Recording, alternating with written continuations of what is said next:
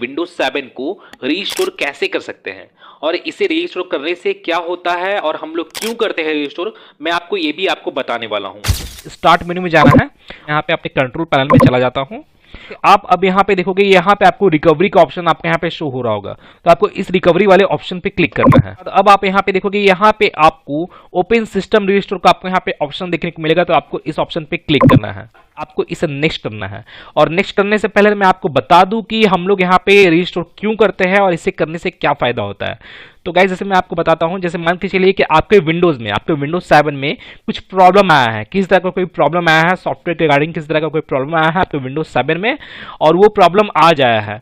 और ये जो प्रॉब्लम आया है, ये प्रॉब्लम येस्टरडे को ये प्रॉब्लम नहीं था, माने कल ये प्रॉब्लम नहीं था और ये प्रॉब्लम आ जाया है। तो यहाँ पे रीस्टोर करने से क्या होगा कि आप अपने यहाँ पे सिस्टम को रीस्टोर करोगे तो आपका जो सिस्टम है वो 2-3 दिन पीछे चला जाएगा, माने पास्ट में चला जाएगा।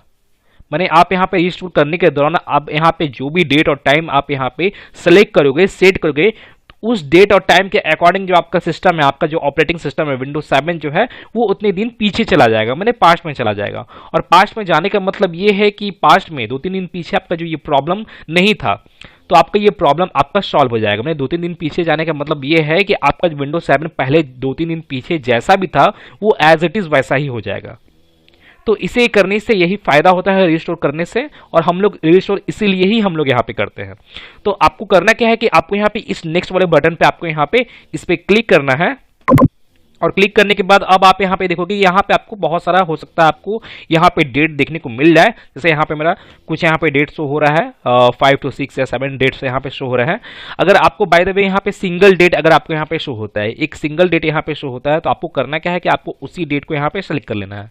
अगर आपको यहाँ पे बहुत सारा आपको यहाँ पे डेट शो हो रहा है, जैसे यहाँ पे मेरा जैसे शो हो रहा है, तो आपको करना क्या है कि आज के डेट के नियरली आपको यहाँ पे जो भी डेट आपको यहाँ पे शो होता है आज के डेट के नियरली, तो आपको उस डेट को यहाँ पे सिलेक्ट कर लेना है। जैसे मैं यहाँ पे इस फर्स्ट वाले डेट को ही सिलेक्ट करता हूँ। फर्स्ट वाले डेट को सिलेक्ट करने के बाद आपको करना क्या है कि आपको अब इसे नेक्स्ट कर देना है। नेक्स्ट करने के बाद आपको करना क्या है कि आपको यहाँ पे अपने सी ड्राइव को यहाँ पे सिलेक्ट करना है, और सिलेक्ट करने के बाद आपको यहाँ पे इसे फिनिश कर देना है। और फिनिश करने के बाद जो आपका रीस्टोर से रिलेटेड जो प्रोसेस है वो प्रोसेस स्टार्ट हो जाएगा।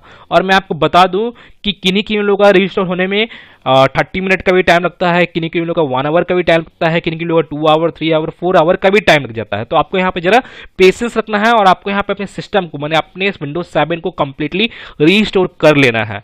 और जो ये टाइम ड्यूरेशन है, जो टाइम लगता है जो है यहाँ पे 1 आवर 2 आवर, तो वो जो टाइम ड्यूरेशन है वो आपके सिस्टम के डेटा पे डिपेंड करता है कि आपके सिस्टम में कितना डेटा है, और उस डेटा के अकॉर्डिंग आपको यहाँ पे वो टाइम ड्यूरेशन देखने को मिलता है कि आपको यहाँ पे कितना टाइम लगेगा। तो आपको इसे कंप्लीटली रीस्टोर कर लेना है। और रीस्टोर करने के बाद जो आपका किसी भी तरह का कोई भी प्रॉब्लम होगा आपके सिस्टम में, किस तरह का कोई भी अनदर एरर वगैरह किसी तरह का कोई भी प्रॉब्लम होगा, तो वो प्रॉब्लम आपका सॉल्व हो जाएगा। तो गाइज, मैं फिर मिलता हूं नेक्स्ट वीडियो में। Till then and bye bye.